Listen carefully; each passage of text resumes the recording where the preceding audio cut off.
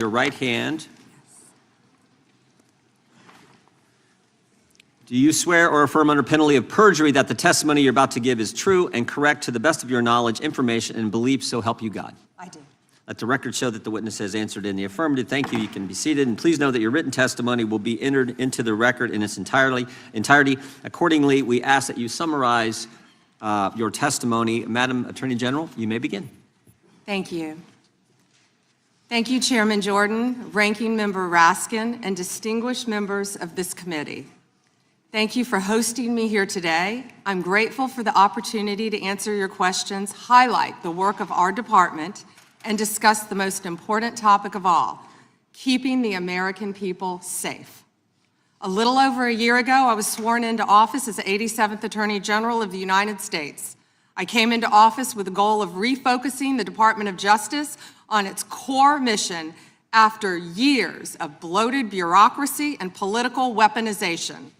The Department of Justice's core mission is to fight violent crime, protect the American people, and defend the rule of law above all else.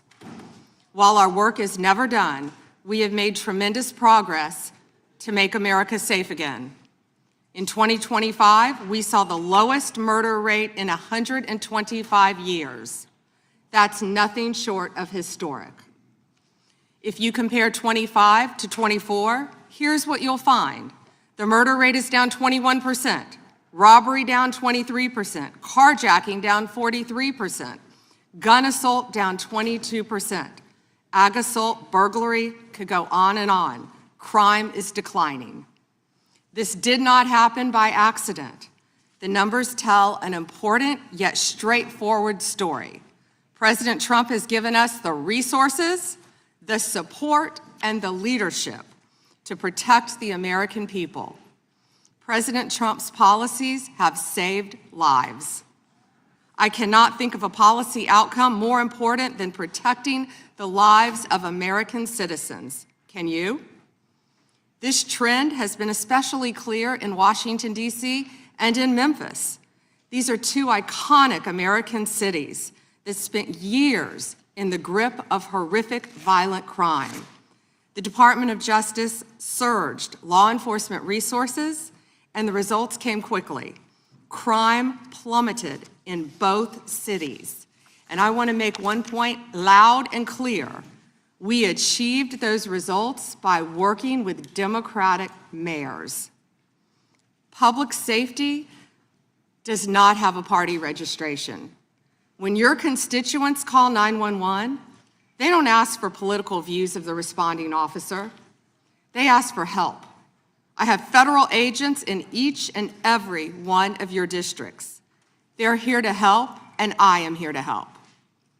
Many cities and states have worked with us and taken advantage of our federal support. Some have not.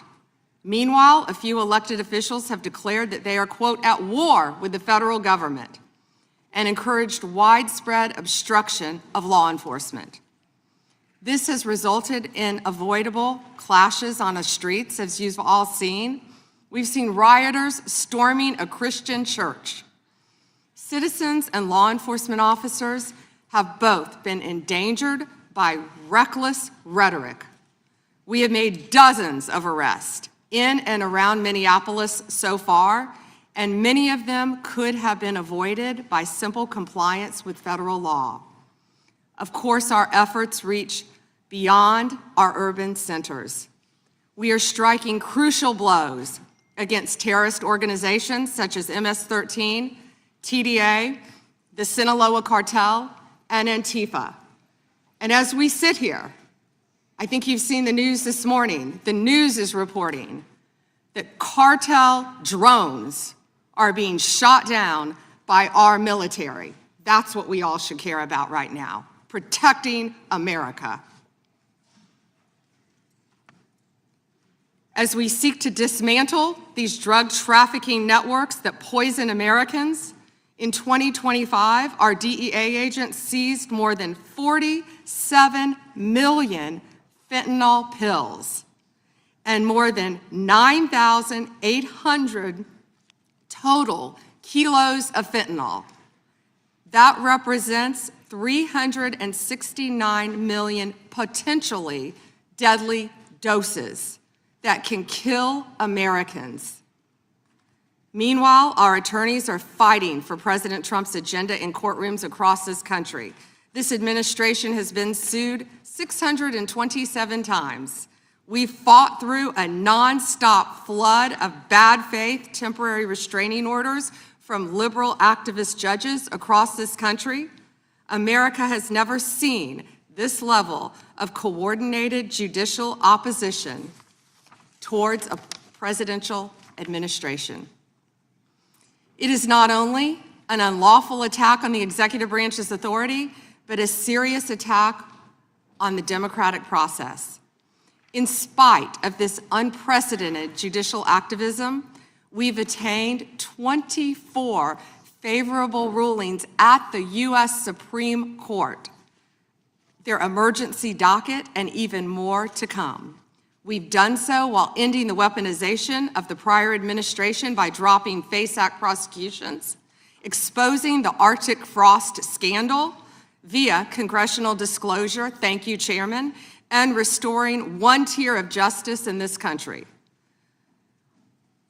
To address the Epstein files, more than 500 attorneys and reviewers spent thousands of hours painstakingly reviewing millions of pages to comply with Congress's law. We've released more than 3 million pages, including 180,000 images, all to the public, while doing our very best in the time frame allotted by the legislation to protect victims. And if you brought us a victim's name that was inadvertently released, we immediately redacted it. All members of Congress, as you know, are invited to visit DOJ to see for yourselves. I want to take a moment to acknowledge the Epstein survivors who are here today. I'm a career prosecutor, and despite what the ranking member said, I have spent my entire career fighting for victims, and I will continue to do so. I am deeply sorry for what any victim has been through, especially as a result of that monster. If you have any information to share with law enforcement about anyone who has hurt you or abused you, the FBI is waiting to hear from you. I want you to know that any accusations of criminal wrongdoing will be taken seriously and investigated.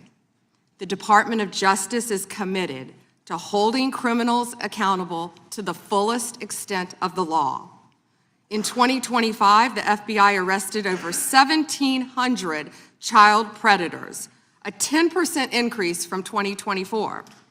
We also located 2,700 victims of child exploitation and shut down 3.8 million dark web pedophile accounts. 3.8 million. So please, if you have information to share that needs to be investigated, contact the FBI.